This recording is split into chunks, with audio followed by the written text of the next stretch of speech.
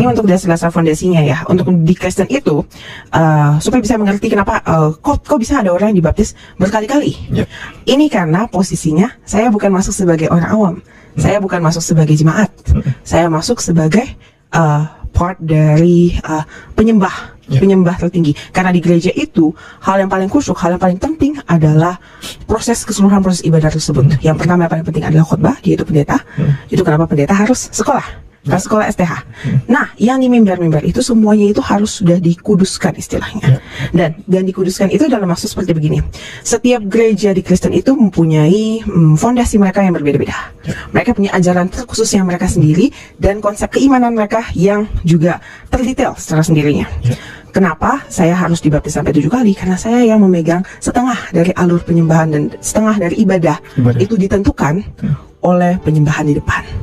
Kalian bisa mengerti khotbah atau tidak, kalian bisa hati kita akan bisa terbuka untuk bisa mendengarkan khotbah dengan baik adalah jika penyembahan ini. Shalom saudaraku, salam sejahtera dalam kasih Kristus. Jumpa lagi dengan saya, Didi Duli. Kita akan belajar berapologetika bersama-sama di channel ini. Mualaf baru hasil orbitan Ustadz Ipung yang bernama Jesslyn ini ya, berhasil mengelabui saudara-saudara kita Islam. Katanya kan dia ini mualaf cerdas, mempunyai kedudukan penting dalam kekristenan, dan mereka bilang mengguncang kekristenan. Nyatanya enggak tuh. Kami orang Kristen biasa-biasa aja. Orang macam Jesslyn mualaf biarin aja gitu ya, nggak ada ruginya kok. Nah, dia ini kan katanya orang yang punya kedudukan di gereja, penyembah tertinggi di gereja, dibaptis 7 kali. Ternyata dia ini adalah seorang ateis. Sebelumnya mari kita bersama-sama melihat pengakuan Jesslyn bahwa dia adalah penyembah tertinggi di gereja dan dibaptis 7 kali. Baik, di video sebelumnya itu tercantum komentar ya, di kolom komentar yang cukup membuat orang tersentak ya. Mungkin saudara kita dari Kristen Katolik bertanya-tanya, ini benar nggak gitu kan? Jangan-jangan bohong. Terutama tentang dibaptis 7 kali. Benar 7 atau 9? 7 kali. 7 kali. Ini apa itu? 7 kali. Kenapa itu? Ada apa itu? Nah, ini untuk dasar fondasinya ya. Untuk di Kristen itu supaya bisa mengerti kenapa kok bisa ada orang yang dibaptis berkali-kali. Ini karena posisinya saya bukan masuk sebagai orang awam, saya bukan masuk sebagai jemaat, saya masuk sebagai part dari penyembah tertinggi. Karena di gereja itu hal yang paling khusyuk, hal yang paling penting adalah keseluruhan proses ibadah tersebut. Yang pertama yang paling penting adalah khotbah, yaitu pendeta. Itu kenapa pendeta harus sekolah STH. Nah, yang di mimbar-mimbar itu semuanya itu harus sudah dikuduskan istilahnya. Dan dikuduskan itu dalam maksud seperti begini. Setiap gereja di Kristen itu mempunyai fondasi mereka yang berbeda-beda. Mereka punya ajaran terkhusus yang mereka sendiri dan konsep keimanan mereka yang juga terdetail secara sendirinya. Kenapa saya harus dibaptis sampai 7 kali? Karena saya yang memegang setengah dari alur penyembahan dan setengah dari ibadah.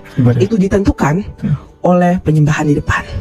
Kalian bisa mengerti khotbah atau tidak, kalian bisa hati kita akan bisa terbuka untuk bisa mendengarkan khotbah dengan baik adalah jika penyembahannya itu benar dan tepat. Jadi setiap baik pemusik di mimbar itu ada worship leader, urutannya worship leader, pemusik dan singer. 3 komposisi ini harus. Itu 3-tiganya. Saya sudah pernah 3-tiganya. Karena saya bisa 3-tiganya. Worship leader, pemusik dan singer. Betul. Nah, itulah kenapa saat saya berpindah gereja dan di situ saya memegang posisi pianis utama, saya harus dibaptis ulang. Karena saya beda gereja karena saya harus mengerti konsep keimanan gereja itu apa. Dan saat dibaptis itu, sebelum dibaptis, pelajaran itu yang harus kita diajarkan. Jadi istilahnya kalau mau jadi pengacara itu harus punya sertifikat hukum. Betul. Sekolah pengacara. Harus sekolah pengacara dan harus disertifikasi secara berkala. Betul. Begitu juga yang sama dengan di gereja. Saat kita memasuki gereja baru, kalau saya ingin masuk ke mimbarnya, saya harus mengerti jelas apa. Itu kenapa saya bisa baptis sampai 7 kali dan punya 7 nama baptis yang berbeda. Contoh. Saya ingat nama saya itu ada Esther. Satu itu Esmeralda. Satunya lagi saya cuma ingat 3. Satunya lagi Elianus atau sesuatu. Saya lupa yang ketiga sih. Dari sini saja sebenarnya apa yang disampaikan oleh Jesslyn ini sudah janggal ya. Jadi dia ini katanya sudah masuk dalam anggota penyembah tertinggi dalam gereja. Maksudnya penyembah tertinggi ini saya tidak paham ya. Mungkin dia masuk di dalam pelayanan penyembahan dan pujian gitu ya. Jadi dia pemain musik. Dan kata dia itu kedudukan itu sudah tinggi sekali gitu ya. Bahkan di video yang terakhir yang sempat saya upload juga, kata dia pemain musik ini, WL Singer itu bisa langsung jadi pendeta muda. Ini ngaco sekali ya. Dan ngawur sekali. Dan dia ini orang yang pindah-pindah gereja dan dibaptis 7 kali. Ini jelas-jelas ngawur. Orang yang dibaptis 7 kali, yang pertama, dia mungkin tidak paham mengenai baptisan. Yang kedua, dia memang sengaja melecehkan, merendahkan baptisan, ya, menghina baptisan. Karena baptisan ini dilakukan dalam nama Bapa, Putra, dan Roh Kudus. Dan itu sakral, tidak boleh dibuat main-main.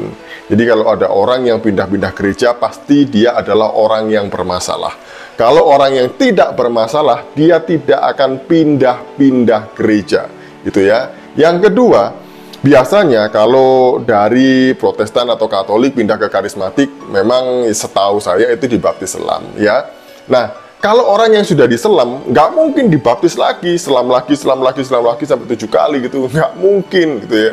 Dan ini memang omong kosong ini. Kalau dia melakukan itu, dia melakukan penghinaan kepada baptisan itu sendiri.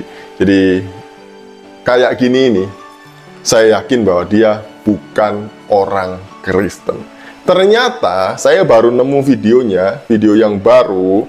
Dia ngaku bahwa dia ini hanya Kristen KTP dan dia adalah seorang ateis. Mari kita melihat videonya. Untuk menjatuhkan pilihan kepada Islam itu sekitar 1 bulanan lebih, tapi dengan kata syarat tapi ya. Posisi saya itu saya sudah Kristen hanya dalam sistem KTP, saya udah nggak perlu percaya dengan Tuhan, tapi dalam hati saya itu saya ateis for 3 years. 3 tahun. Jadi 3 tahun sebelum itu saya sudah berhenti pergi ke gereja karena saya sudah begini. I give all of my effort, my time, my money, everything to church. Tapi I don't know what's my purpose gitu loh. Saya cuma ngikut. Saya cuma mikir kayak, ya udahlah saya iman. Katanya suruh iman nih ke Tritunggal. Fine, I trust. Walaupun saat trust saya sudah jatuh, saya udah mikir kayak, aduh saya mau doa kemana sih, saya juga udah bingung. Saya mau diajarin apa sih, ajaran depan dan belakang juga sudah berbeda. But I cannot find an answer. Saat saya ditanya, saya sudah dijawabkan dengan istilah bahwa keimanan saya rendah. Saat saya ingin melatihnya, keimanan saya tidak ada penjelasan lain untuk bisa melatihnya. Jadi I'm stuck to one place di mana saya udah capek, letih gitu loh. Everything is not unclear, everything is fake.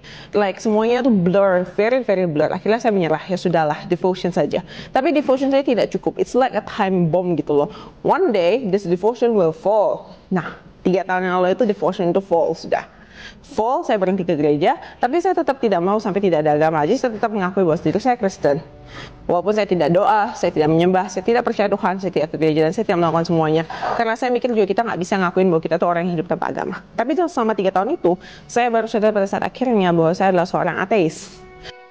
Nah kan akhirnya kebongkar dan dia mengakui sendiri dengan mulutnya bahwa dia 3 tahun belakangan adalah seorang ateis. Dia tidak pernah pergi ke gereja, dia tidak berdoa, kemudian Kristennya hanya KTP, dan dia terang-terangan ngaku dia seorang ateis. Jadi Jesslyn ini bukan seorang Kristen. Dia ini hanya ngaku-ngaku saja. Mualaf kalau nggak ngaku-ngaku yang bombastis, fantastis seperti ini, itu nggak akan laku di pasaran. Hanya modal bahasa Inggris lancar, kemudian modal jelek-jelekin Kristen, selesai gitu ya. Akhirnya jadi dagangan Ustadz Ipung nih dan teman-temannya. Wah, mereka akan menganggap mualaf yang seperti ini, pinter ngibul seperti ini adalah mualaf yang cerdas, mualaf yang pinter. Ternyata dia memang bukanlah seorang Kristen.